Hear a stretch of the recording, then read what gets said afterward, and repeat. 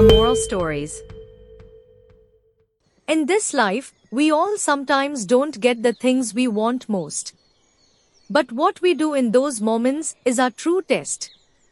Today's story, which you may have heard in your childhood, the story of the fox and the grapes in English, listen to it once again with the same new feeling and depth. This is not just an educational story for children, but a true lesson that shows the mirror of life to people of all ages. So let's begin the story. Once upon a time, it was summer. The sun was shining with all its might. The leaves in the forest were wilted, and the ground was dry. A hungry fox was walking on a forest path. Her body was tired, and her eyes clearly reflected the search for food. She had not been able to eat properly for many days. While walking, her eyes went towards a very green wild garden. There were vines climbing up the branches of the trees, with dark purple bunches of grapes hanging from them, shining in the sunlight. The grapes looked so beautiful, juicy and sweet, as if nature itself had decorated them with its own hands. The fox's eyes sparkled. He said happily, "Now my hunger is over. If only I could get these grapes." The fox made a first jump to reach the grapes, but they were too high.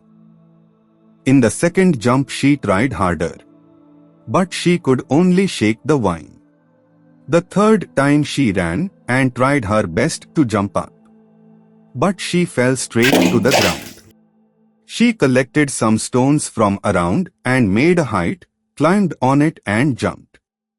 But every time those shining grapes just remain in his sight, they do not come in his hands. After repeated attempts, his body was tired, but his mind was still incomplete.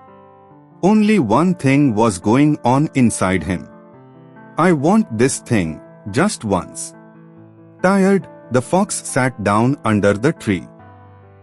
For a while she kept looking at the grapes swinging in the air, then said to herself, "Huh, these grapes would be sour anyway. And I like sweet fruits only. It's good that I didn't get them." She consoled herself. But the truth was that she had given up.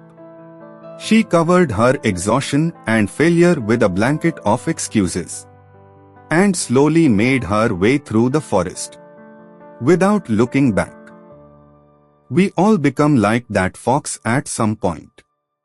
When we try to achieve a dream and fail again and again, we convince ourselves that maybe that dream wasn't right for me. When we miss an exam, we say, "It was a useless course anyway." But is this right? Is making excuses the only solution? Or is it better to improve your efforts and try again? The deep lesson we learn from this story is, never use your failure as an excuse. Keep trying until you get close to your goal. Real grapes are not sour. Sometimes we just don't learn the art of plucking them. So before giving up, try one more time with full intention. If this moral story of the fox and the grapes in English touched your heart, if it made you stop and think, then do share it with your children, friends and family. Because maybe this small message can bring a big change in someone else's life. Thank you. See you again with another true, educational story.